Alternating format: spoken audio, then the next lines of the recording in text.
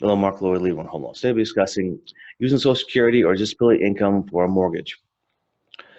Social Security and disability income can be used to buy a home or refinance. Many people mistakenly believe a job is required to get a mortgage, but both of these sources of income are acceptable. How Social Security and disability income is used for a mortgage. Think about it like this. If you had a business, or let's say income from any type of investment, it's still income, right? There is no job, but there is money coming in. And yes, there will be restrictions and rules when Social Security and disability income is used, but it is a valid income option for a mortgage.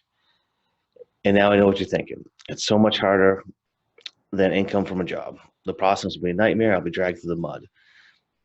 That's not true. When originating mortgages using Social Security and disability income turned out to be some of the easiest mortgages to get through process and closed.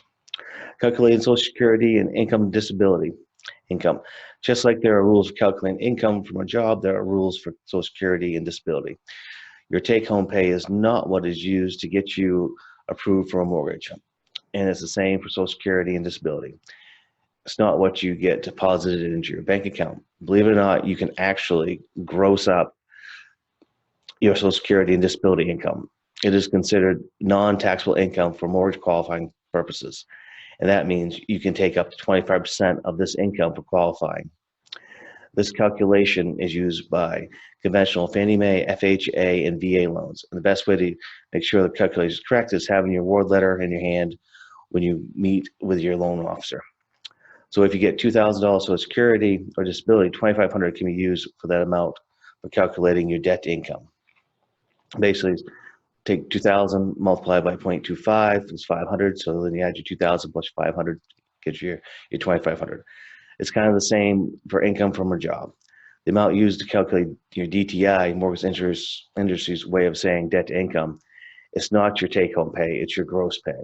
Just be aware this is happening, and it certainly doesn't mean you should buy a home or refinance into a loan you can't afford just because you can qualify using this grossed up income. Documentation for Social Security and disability income. The documentation for Social Security and disability income is pretty straightforward and largely determined by the automated underwriting computer. Your mortgage gets run through right off the bat. Go ahead and dig up your award letter right away. The underwriting guidelines say either the award letter or proof of receipt bank statements, but I found it's when originally these type of mortgages, the award letter is always the best way to go. And here's what they say about disability income. Obtain a copy of the borrower's disability policy or benefit statement from the benefits payer, which is the insurance company, employer, or third party, to determine the borrower's current eligibility for benefits amount and the frequency of the disability payment, and if there is any contractual established termination or modification date. Disability and on the Social Security income being drawn from someone other than you. It has to continue for at least 3 years. And that information will be on your award letter. Like I said before, the award letter is the best way to go for documentation. So get your hands on it before you even talk to your loan officer. Speaking of loan officers or mortgage companies, a special mortgage lender is not required when Social Security or disability income is used. Anyone can originate your loan. It's just a different type of income qualification. Now you know Social Security and disability income can be used to buy a house or refinance. Let's recap.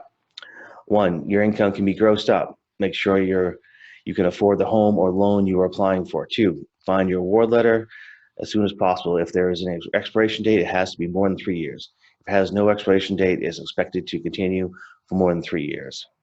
And 3, on a side note, if your lender or loan officer starts asking you details about your disability or asks for a doctor's note, go away. Find a different mortgage company that will respect your privacy.